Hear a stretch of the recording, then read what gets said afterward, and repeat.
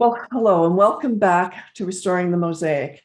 I haven't done a video for quite some time, but I really wanted to share my heart with you today and wanted to remind us that Canada is indeed in crisis. If you aren't aware of that already, we certainly are in crisis. And I want to share some hopeful things, but I also want to share a challenge with you. So on September 15th in 2021, Deacon Larry Worthen from Our Lady Guadalupe Parish shared these words. There are political forces at work in Canada today that want to set themselves up as both the gatekeepers and the bouncers of our society. They want to be in the sole position to determine whose views are acceptable and whose views get turfed out. Under this regime, the pluralism of thought, belief, and speech that Canadian ideals set out at the beginning to nurture and protect are destroyed.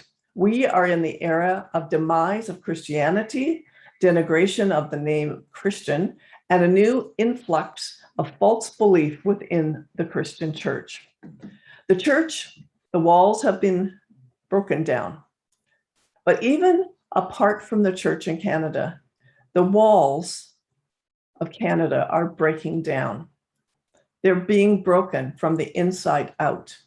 I'm going to share with you from the book of Nehemiah, chapter 1, and just a couple verses, but I want to focus on what Nehemiah did when he was sent to rebuild the walls of Jerusalem, because I think it is incredibly pertinent to our situation in Canada. We may not be able to stop the trajectory of our nation. I'm praying that we will, but we need to be there to pick up the pieces and rebuild, because so many of the walls of Canada have been broken down. Our constitutional rights, our freedoms, they're being broken down and trampled underfoot every day. But when the word of the plight of the exiles came to Nehemiah, this is what he was told. You see the trouble we are in? Jerusalem lies in ruins, and its gates have been burned with fire. Come, let us rebuild the wall of Jerusalem, and we will no longer be in disgrace. Canada has become a disgrace to the world. Did you hear that? We have become a disgrace where we once were held up as a shining light. When Nehemiah heard what had happened, he was broken. And you know, over the last 2 years, I have seen the brokenness and a humility coming into the Church of Canada. I have seen prayer networks restored and revived, and new ones being promoted, and many hundreds of people on prayer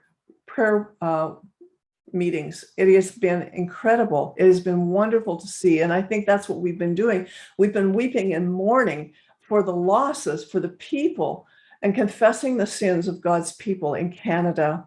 But then it was important to move into action.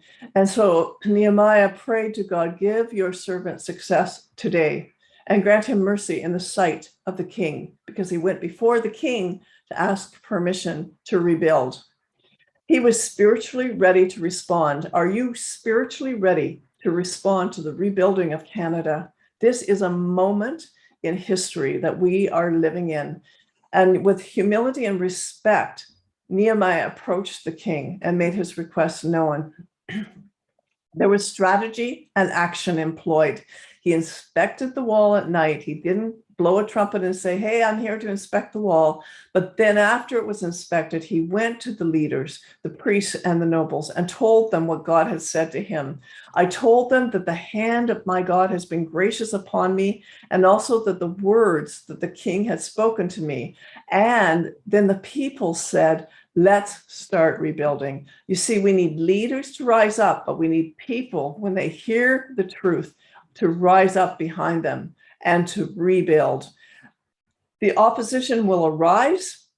For Nehemiah, it was opposing kings that tried to shut down the work that he was doing. But I want to tell you, leaders are called to lead. And when leaders lead, the people rise up. And so for Nehemiah, they rebuilt the wall, for the people had a mind to work. Do you hear that? When leaders lead, people will have a mind to work, because they will see the desolation and they will acknowledge it, and they will say, yes, we're going to get behind, and we are going to work together. We need to have prayer and action.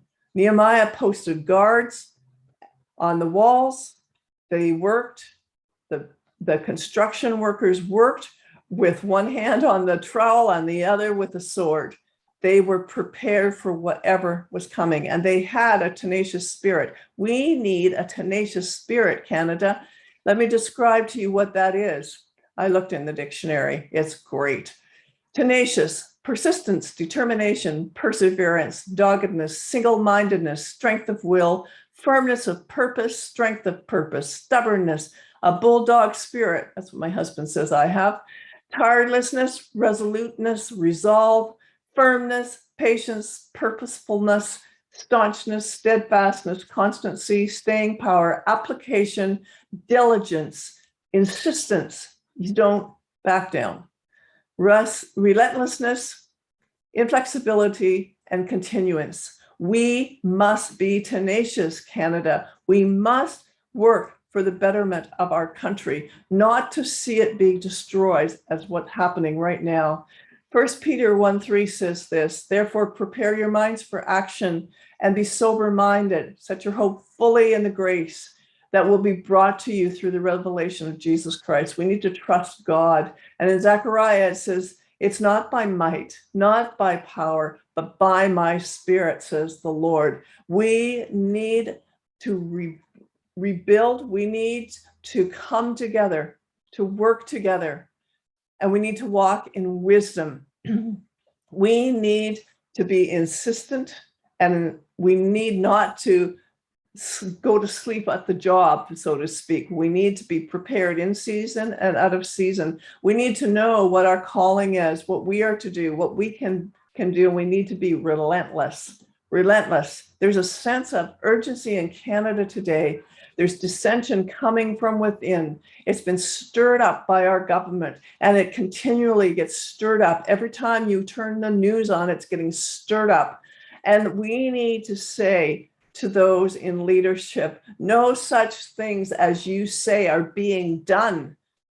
You're inventing these things in your own mind, for they want to frighten us, thinking our hands will drop from the work and will not be done. You see, those were the words that Nehemiah sent to the king that was coming against him and the work of rebuilding the walls. He called them out on their lies. He didn't put up with their heresy. He didn't put up with false accusations. He called them out on it. And we must start to speak up and speak for truth. We must join together. We are at war with the powers of darkness over this land. And I want to read to you the words of Winston Churchill. He said this, never give in, never give up, never, never, never, never, in nothing small or great, large or petty, except to honor your convictions and good sense. Never yield to the apparently overwhelming might of the enemy. We must not yield. We must stand strong. And you know what the biggest lie is out there? That fear is going to keep us safe in dark times. That's a lie.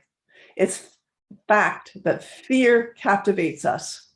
Fear of the unknown, fear of the darkness keeps us immobile. Fear gives birth to anger, and it gives birth to depression. And we're seeing so much of those things in Canada right now. We are absolutely consumed by fear. It's time to rise up against fear. We must look to the light of Jesus, and we must surrender our attachment to safety. Jesus did not call us to be safe. He called us to a battle, a spiritual battle. He called us to present the gospel. He called us to bring truth to the nations. He did not call us to be safe. We need to surrender our attachment to safety. We're called to be nation changers, people. We need change in Canada. And you know what? That's part of our commission. Let's rebuild the walls in Canada. Lance Wallnau recently said this: before you try to change a culture on the outside, you must carry the culture of the kingdom inside of you. That's the good news, because God truly rules over Canada, whether we believe that or not. We have God's authority to act and to intercede, to pray that Canadians recognize realities. Let's courageously pursue what is good and just, what is true. Let's be tenacious in righteousness and courage. Let's arise today and unite as one voice, pledging allegiance to God and country. We stand for righteousness, truth, and justice across this land. We believe in a bright home for Canada under the dominion of God. It's time to arise and shine for Canada. Thank you for listening today.